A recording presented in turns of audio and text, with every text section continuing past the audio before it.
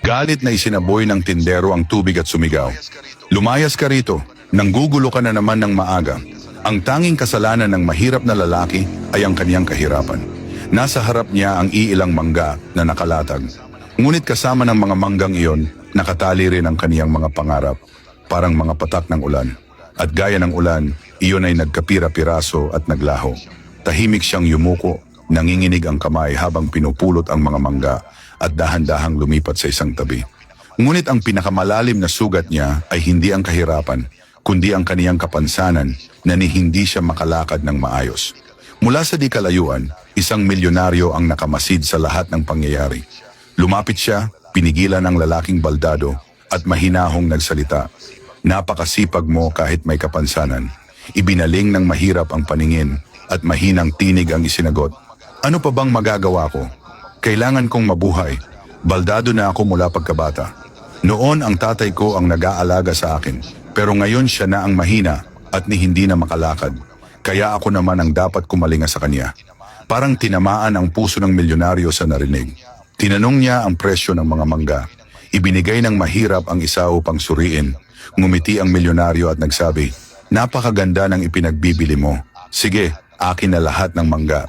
Bibilhin ko ang lahat. Sa unang pagkakataon sa mahabang panahon, sumilay ang ngiti sa mukha ng lalaking may kapansanan. Agad niyang binalot ang mga mangga at binayaran siya ng milyonaryo ng buo. Habang inaayos ng mahirap ang kaniyang gamit, napansin ng milyonaryo ang pagkaing nakalagay sa harapan niya. Namangha siya at nagtanong, ano ito? Anong klaseng pagkain? Nahihiyang iniabot ng mahirap. Kaunting nilagang pagkain lang po. Yun lang ang mayroon siya. Parang binasag ang puso ng milyonaryo. Kaagad niyang sinabi, halika, ngayong araw, ikaw ang aking panauhin. Sa sumunod na sandali, dinala niya ang lalaki sa isang marangyang restaurant kung saan, sa unang pagkakataon, nakakain siya ng busog at masaya. Pagkatapos kumain, ngumiti ang milyonaryo at nagsabi, ako na mismo ang maghahatid sa iyo pauwi. Pinaupo niya ang baldado sa kaniyang kotse at nagtungo sila sa baryo. Pagdating nila, bumukas ang pinto. Agad na ginising ng lalaki ang kaniyang matandang ama at inilapag ang pagkain sa harap nito. Napuno ng emosyon ang sandaling iyon at maging ang milyonaryo ay napaluha.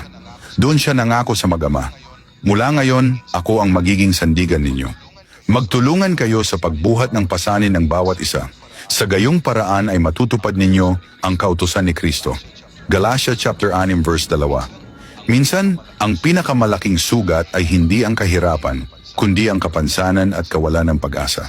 Ngunit sa gitna ng lahat ng iyon, may mga taong ginagamit ang Diyos upang magbigay ng pag-asa, kaginhawaan at bagong lakas. Ang isang simpleng kabutihan ay maaaring maging tulay ng kaligtasan para sa iba.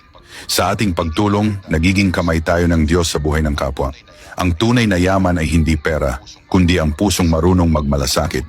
Ang kabutihan na ibinibigay natin sa iba, madalas ay siya ring balik biyaya ng Diyos sa atin. Sa mundo ng kawalan ng pag-asa, ang isang taong may malasakit ay nagiging ilaw ng pag-asa. Ang kahirapan at kapansanan ay hindi hadlang para mangarap, lalo na kung may mga pusong handang tumulong. Kapag nagbukas tayo ng kamay para tumulong, mas lalo nating nadarama ang kamay ng Diyos na nakahawak sa atin. Kung na-inspire ka sa kwentong ito, huwag kalimutang i-like ang video, i-share sa mga kaibigan, at mag-iwan ng comment sa baba.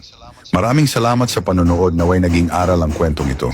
Hanggang sa susunod na video, ito po si Roger na nagsasabing, walang talo sa taong mabuti ang puso.